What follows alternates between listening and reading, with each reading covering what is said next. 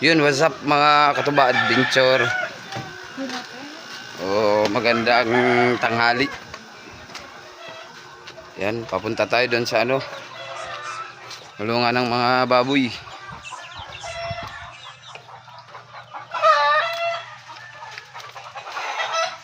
Ayan mga katuba adventure. Yung bahay namin hindi pa tapos.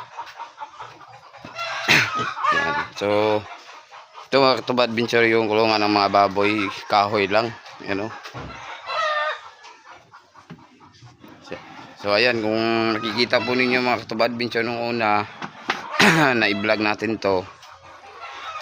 So ito ngayon na sila, malalaki na. Ayan.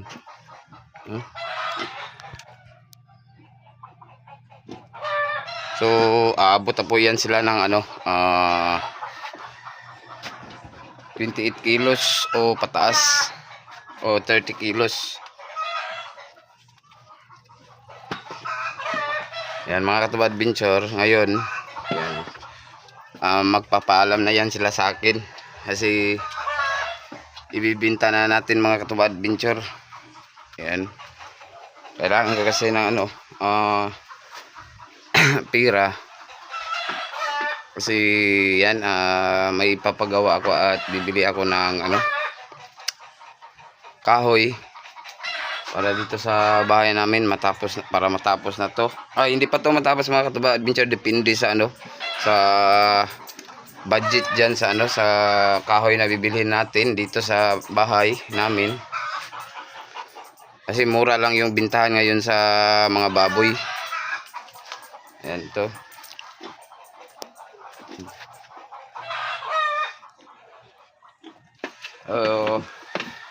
Kasi nalaman ko mga katuba adventure, kapag tumungtong ng 30 kilos yung kuha, 200 lang. Yun, kung 20 pababa, pataas 25 kilos, yung kuha nila is 180 yata. So ayan. Ito mga katuba adventure, nasa lang to sa akin. Yung binili ko to big pa, so sa halagang 1.5. So ngayon nasa yan, sa kamay ko yan sila, nasa 1 buwan at saka 20 days. Yan, so itong baboy ko.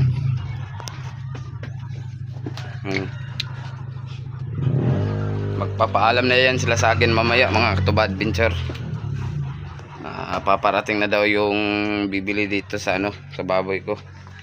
So abang-abang tayo mga katuba adventure.